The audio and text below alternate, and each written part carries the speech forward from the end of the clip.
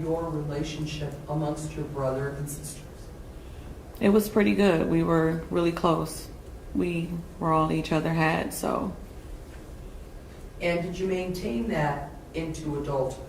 Yes, we did.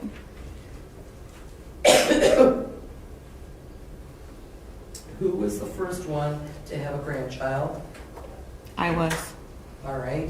And was it Madison or Mackenzie that was first? It was Madison. All right.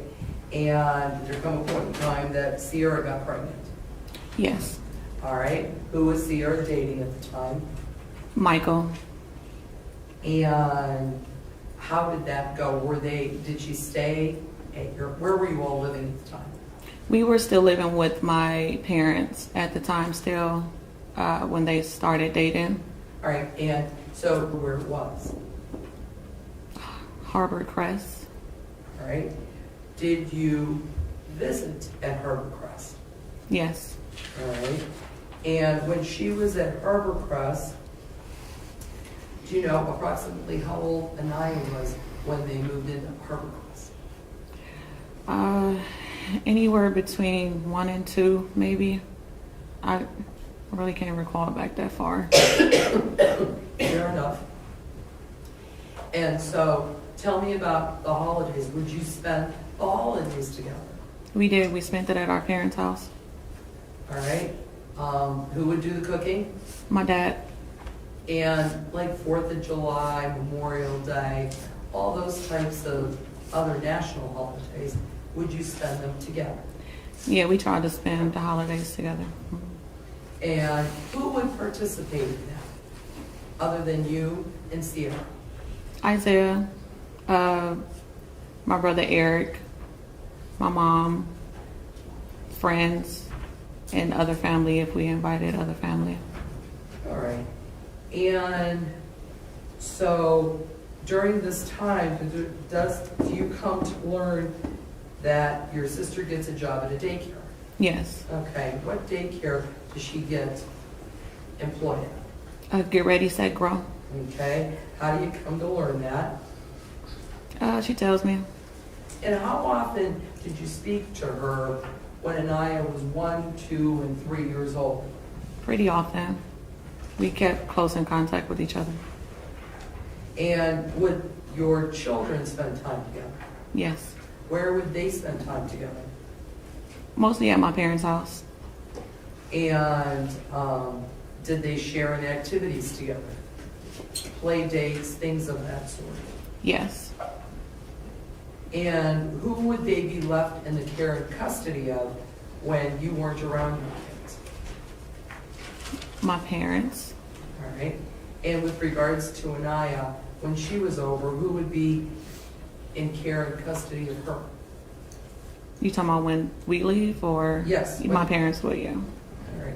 And were there occasions where the adults would go out and leave the children for overnight visits with your parents? Yes. All right. And what kind of activities would you and Sierra and Isaiah and Eric do together? We just hang out, go out, have drinks, just hang out with each other. And would you go over to the Harbor Crest apartment? We didn't really go to like our homes. When we hung out and the kids stayed with my parents, we would actually like hang out at different places, like a bar or something. Mm-hmm. If we had the kids, we would just stay at one of our houses. So when you went out, the kids would go to grandparents' house? Yes. All right. And during the time that Sierra was with Michael, would Michael also participate in activities with the siblings? No. The only time we would participate in any activities with him is if it was like one of his shows or something, because he's the rapper. Okay. And so you would go watch him, or? Yeah, I would go with, when they were together, she would go with to support him and I would go to support her. So we would all go together at those events, yeah. Okay. And approximately how long was it until Sierra and Michael separated?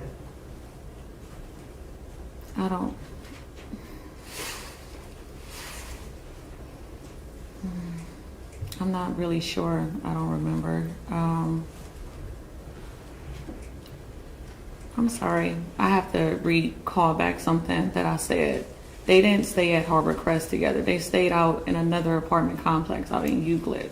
Okay, When Sierra moved to Harbor Crest, she was by herself with Anaya.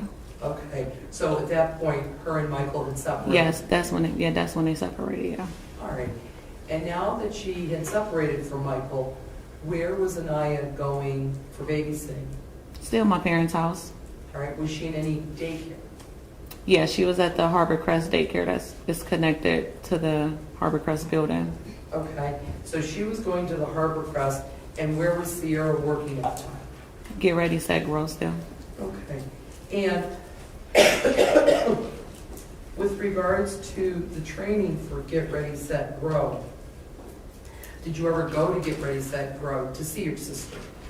A few times when I would pick her up or bring her something randomly. Yeah, I visited a few times. All right, and so if we turn our attention to July 20th of 2017, is that a familiar date to you? Yes, Why is that? it's the twins' birthday. Okay, and when you guys have family birthdays, what would you do? We'll have little gatherings. That day for their birthday, they had threw a party in her building, the Harbor Crest building. Okay, and who was present for this birthday party on January 20th, 2017? Okay, pause right here. This is where the tone of this testimony shifts from family tension to something much darker. Notice what's happening legally. Up to this point, we've heard about gradual distancing, behavioral changes, discipline concerns, bruises, isolation, all red flags. But now we're moving into December 25th, 2017, Christmas Day, and here's what stands out.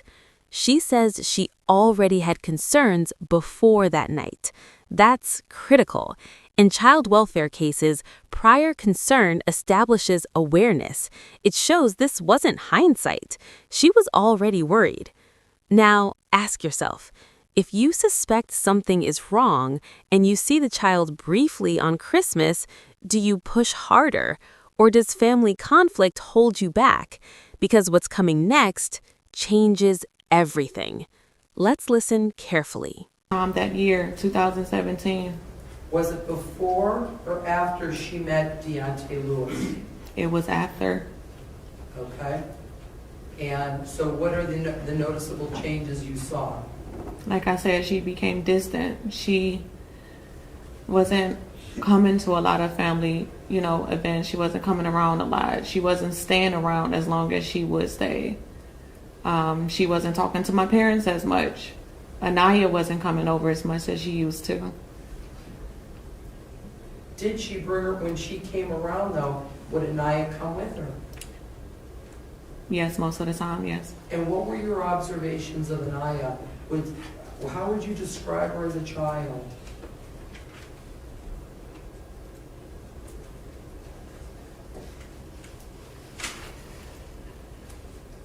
She didn't really seem like a child. She was very standoffish. She really didn't.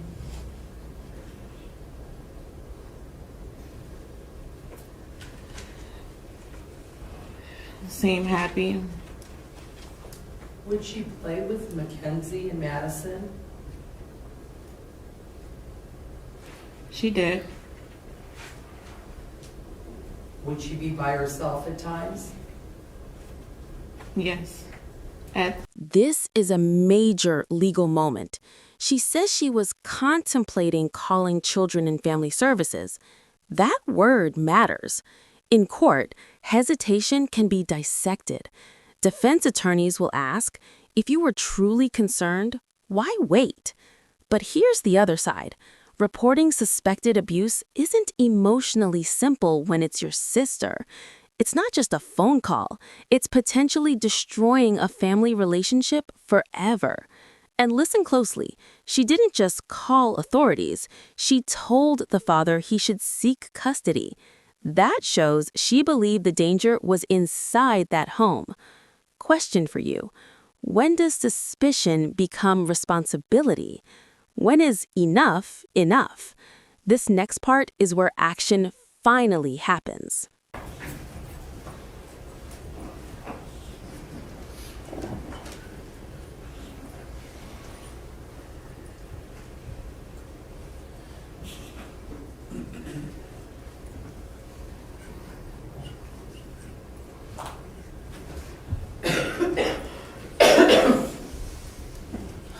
Ms. Johnson, other than what you have testified to, how did you learn of Anaya's death? A friend of mine called me Monday morning. She seen on the news about a 4-year-old girl out in Euclid by the name of Anaya Day who was found dead. She called me and asked me if Sierra and Anaya was okay. I had no idea. Like I said, we lost contact before then, so I had no way to contact her, so I called my brother Isaiah to reach out to her. He couldn't get in contact with her. So we drove out there to Euclid Hospital, because I know they stayed out in Euclid, so I assumed that was the first place I should go. They had no answers for me, but they told us to wait in the room. Some people came and talked to us. After they came and talked to us and found out what we were there for and what information we were trying to find out, they sent us to the police station. And did you meet with the police officers at the police station, the detectives, and provide them?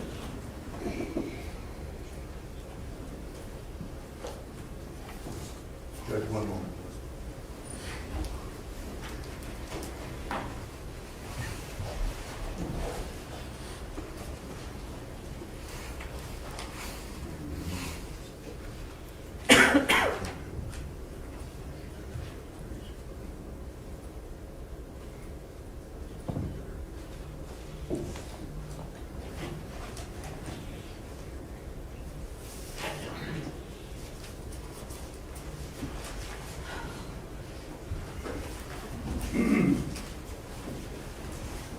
Remain quiet. Thank you. Good morning. Good morning.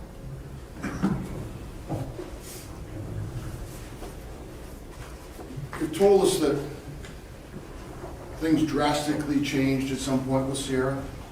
Yes. And about when was that? That year, 2017,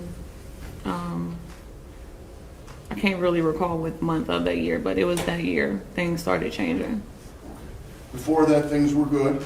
Things were fine, yes. Anaya was good. Yes. Good relationship. Yes. Anaya was healthy and things were going along fine. Yes. She was a good mom. Yes. Sierra. Yes.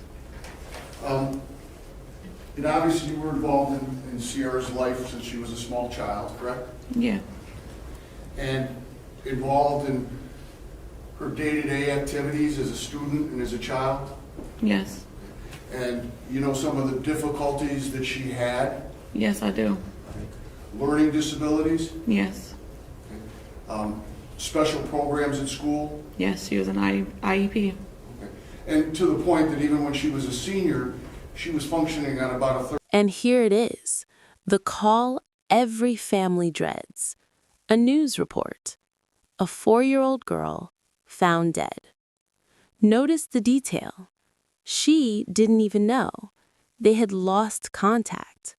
That isolation we've been hearing about, it becomes devastating here. From a legal standpoint, this is where prior warnings become crucial. She reported concerns. She contacted Children and Family Services. She told the father. That timeline will matter enormously in court, especially in determining who knew what and when. But emotionally, imagine hearing your niece's name on the news. One more thing to think about. If authorities were contacted earlier, could this outcome have been different? Let's hear what happened next. Third to fourth grade level, would that be fair? Academically, Yeah, yes. she had to see certain counselors regarding whether or not she could get a job or a vocation. I don't know about that. I wasn't aware of that. You're not aware of all what her EIP entailed? No, She had to see, at some point, a psychiatrist regarding that? no, I didn't know that. Okay, so you were privy to all of the family history with her at school or the things that were going on? Yes, I knew she was in special programs because of her learning disability that she had. And maybe kind of a, I don't want to say a mood, but things where she would look as if she wasn't interested, like an affect or a blank? I'm not sure what you're asking. Probably not asking it very well, that's why. She was in special classes. Hmm. She had an IEP, Yeah, and that's about as far as you got involved with it. that's about all I knew. Yeah, I didn't think it was anything more than that. Difficulties reading or comprehending? Yes, she had difficulty reading, not a really good comprehension, not a lot of common sense, nothing like that. And kind of, as I said, stalled out at a 3rd or 4th grade level. Sort of, yeah, if you want to say that. Mhm. And that continued through as she came to be an adult, correct? Yeah. So did you have concerns about her ability to do things based on that? To just live on her own? At first I was, but then when I seen she was living on her own, I mean, she did it, so But you did have, at least early on, some concerns if she could make it on her own due to some of these limitations. in a way, yeah. Was that discussed within the family? No, Just the way it always was? yeah. But then you saw that she was able to function on her own, Yeah. and things were going well for a period of time, Mhm. and then you noticed a drastic change. Yeah. And I think you indicated to the prosecutor that you had hoped somebody would get her some help. I wanted to get her help. And when we say her, you wanted to get Anaya out of the home and get Sierra help. I stated that to the CDF lady. I said, my sister needs help. I want to get her help and I want the child removed. Because something had changed. Yeah. Excuse me 1 second, Judge.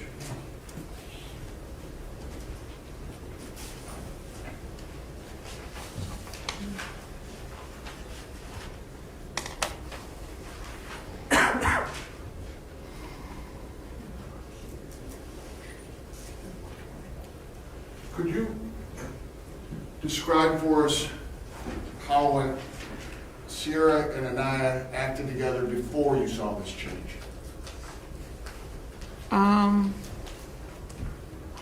It was normal. It was how they always acted together. Can you give us an example, or how was their, just, as you say, normal, playful, good relationship?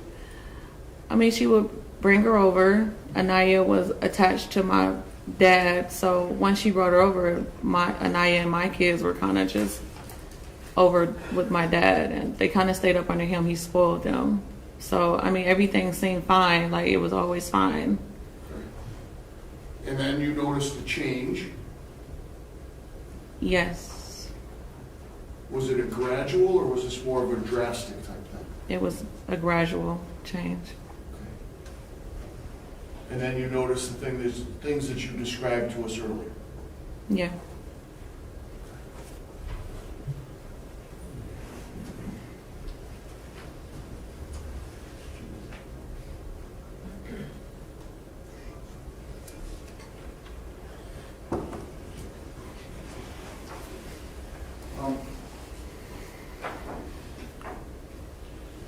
You've had a lot of contact with Sierra since this happened. Yes, I have. She's written you a number of letters, Yes. dozens. Yes. How many would you say? Well over 50. And you've written her back? Yes. Not quite as many though, right? No. And would you describe her as a spiritual person? We grew up in the church, so we always been pretty spiritual. Those letters contain a lot of references to the To God, Bible, to the God. Bible. and Jesus. Yeah. And that's something that's been maintained. Yes.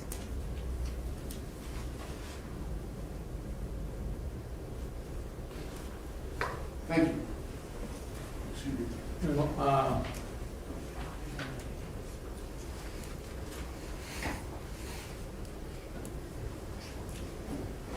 Thank you. Ms. Longino?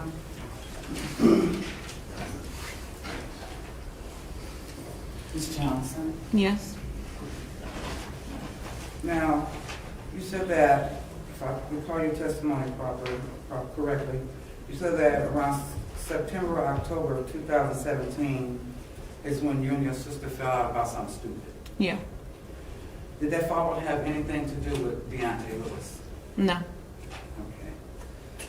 And you said from that you assumed that they lived together because they were always together.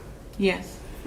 Do you mean they were always coming to family functions together, or you saw them on a daily basis together, or how? Please explain. Whenever I seen Sierra, I seen Deontay. Whether it was at a family function, we met up somewhere, we kicked it, whatever we did, they were always together. Okay.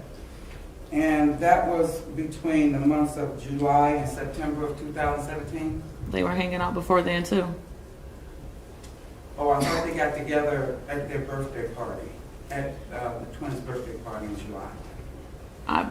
They probably got together I don't know exactly when they got together, but before the birthday party, they were together. Like I said, they came to my daughter's birthday party together, which was July 20th. Before then, they were hanging out with each other. I have multiple events at my house that they came to. That was prior to July? Yes. Okay. So, you said that you witnessed your niece, your sister took your niece to another room, then your niece came out crying, and one time she came out with a bloody nose. Did you ever witness such a thing from Deontay Lewis?